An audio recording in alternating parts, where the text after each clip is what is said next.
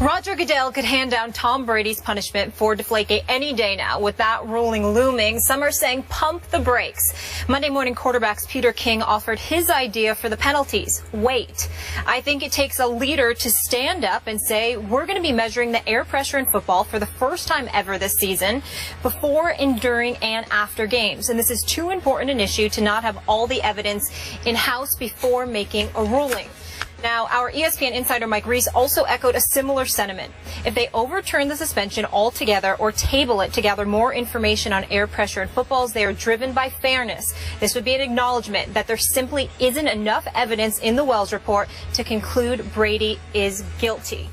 Right, so we heard from Reese and Peter King there. Stephen A., what are your thoughts on this? My thought is that as much respect as I have for the great Peter King, along with Mike Reese, who does an outstanding job for ESPN covering the Patriots, an outstanding job, I respectfully disagree with both of them because I think both of them are missing the point and the issue. Here we go again. Well, you asked. I didn't volunteer this answer. I didn't ask. She did. Well, what you want me to do? Ignore the question? I got to answer it. Right. So that's what I'm doing. Here's the deal.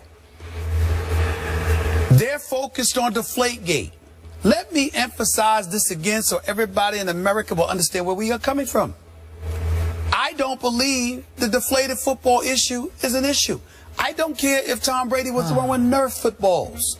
He's still a bad boy. He still shellacked the Indianapolis Colts in that AFC Championship game. They still went home. He still went to the Super Bowl, and he validated and proved his greatness on the football field yet again by his performance in the Super Bowl, where the footballs clearly were not deflated. So I'm not caring about it.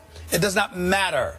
The issue at hand was the NFL spent $5 million to finance Ted Wells' investigation, and afterwards, Ted Wells blistered Tom Brady by saying that he was, quote unquote, generally aware and more probable than not that he knew what was going on.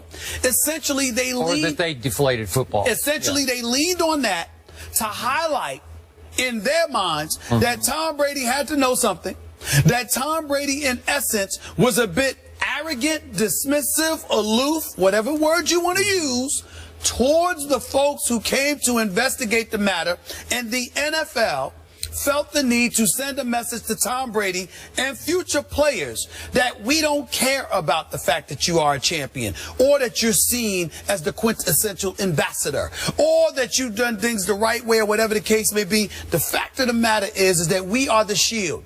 You play for the New England Patriots, but the New England Patriots falls under our umbrella. That is the NFL. They are not bigger than the NFL. And when we send people to ask you questions, to investigate a matter, damn it, answer the questions. And make sure that you come across as cooperative as you can be. Otherwise, we are going to deal with you.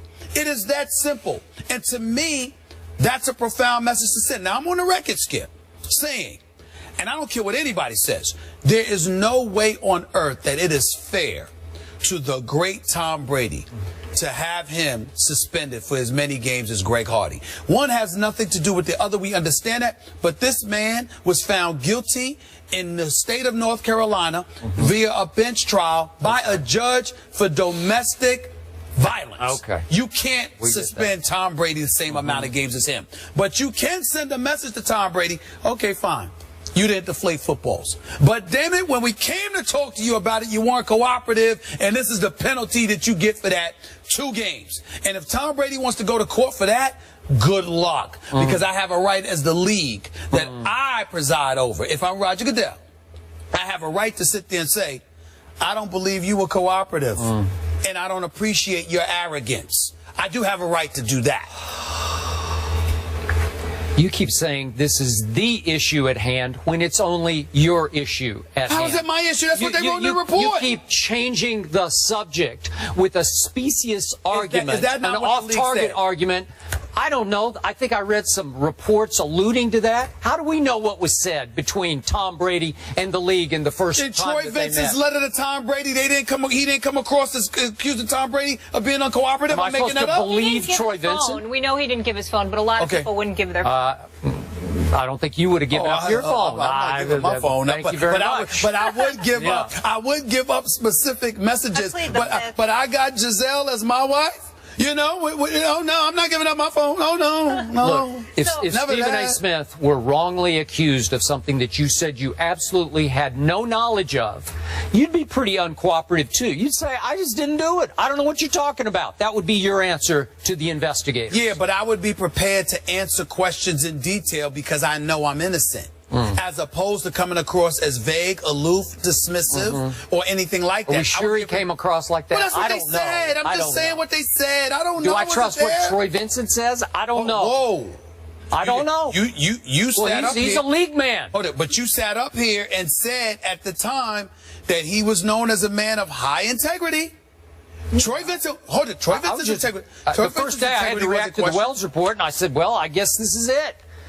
But isn't it interesting? We have come full circle from that first day of, he's guilty, they got him red-handed, to, man, maybe we should rethink the conclusions of this report that said Tom Brady was generally aware and that the Patriots, more probable than not, deflated the footballs. That is nothing but flimsy evidence and a murky conclusion. And it took me a while to come to grips with that after I talked to people close to Brady who said he's so outraged he's going to go to court. I said it about the second day that we talked about it, and I've stood fully behind that in a way that the NFL keeps standing strongly behind a Wells report that I think is making the league look more and more foolish by the day. You can say that. So, back to the great Peter King. I certainly agree. He is among the best to have ever covered the National Football League. Without question. He is plugged into the league, and he has a long-term relationship with the commissioner, Roger Goodell. So, is it possible that the league wanted to float this prospect of tabling the issue for a year just to see how Stephen A. Smith might, not just you, but all the media people would react to it? Is it possible that this option is being considered by the league as we speak? Maybe we should just table for a year, let things simmer down a little bit. Let's not go to court and fight with our golden boy quarterback, Tom Brady. Let's just stop this for a while and put it on the back burner. Is that a possibility that's happening right now? Let me tell you why I don't believe it's a possibility. It would have been a possibility if the NFL hadn't already come down with its ruling of a 4-game suspension. But the bottom line is, as of right now, you have suspended Tom Brady for 4 games. So in order to table the issue, you then have to table the suspension. And if you table the suspension, it ultimately throws everything in flux. And it's egg on the face of the National Football League. And if they're not sure of Tom Brady's culpability in all of this, and that is the reason they suspended him, then they should table the issue, because that's unfair to Tom Brady. But I repeat this again. If indeed you suspended him because you deemed him uncooperative, that's a different issue. Okay. Now, we're sitting up here. We just had Steve Spurrier. We're going to have the coach at Florida Gators here in a little bit. You know, we got the SEC commissioner over here. Honored to meet him, by the way. We've got all of this stuff going on. Well, why? What's the second biggest sport in the nation? It's college football. Some would argue. College football, not the NFL, but college football. You got kids on the come up. You're talking about culpability. You're talking about being responsible. And when you have dominion over a league, you are the boss. When you want to sit here and say, well, Stephen A., you ain't turning over your cell phone. Yeah, that might be true. But if they ask me, pertinent to this issue, we want to see any messages or any emails or whatever that the correspondence related to that.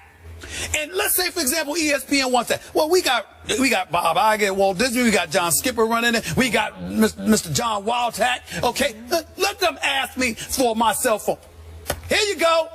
Pertinent to this issue. Here you go. You know why? Damn it, because they're the boss.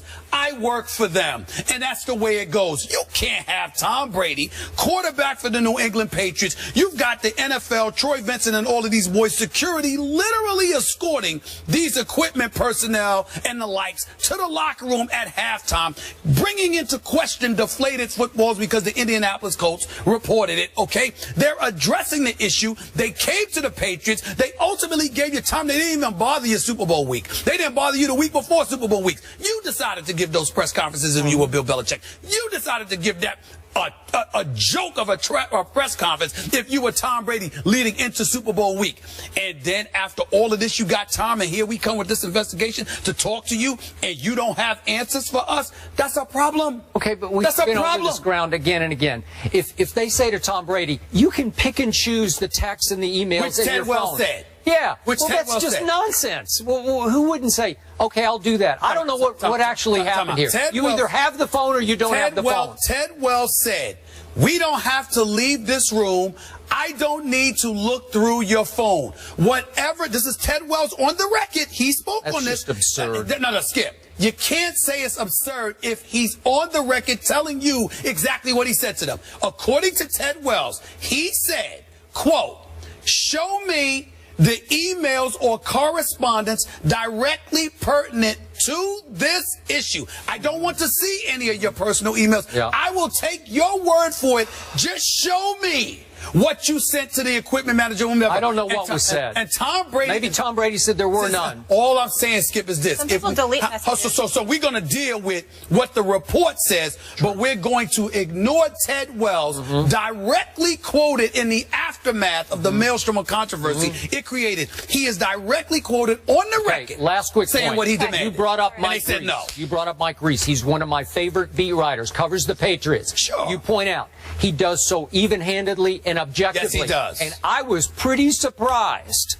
pleasantly so on my part. Mike Reese concluded today that the 4 games should be reduced to 0 games because the NFL has no history of evaluating the inflation of footballs. They need time. Fine. Okay? Put it to 0 games if it's about deflated footballs, not if it's about Tom Brady's cooperation.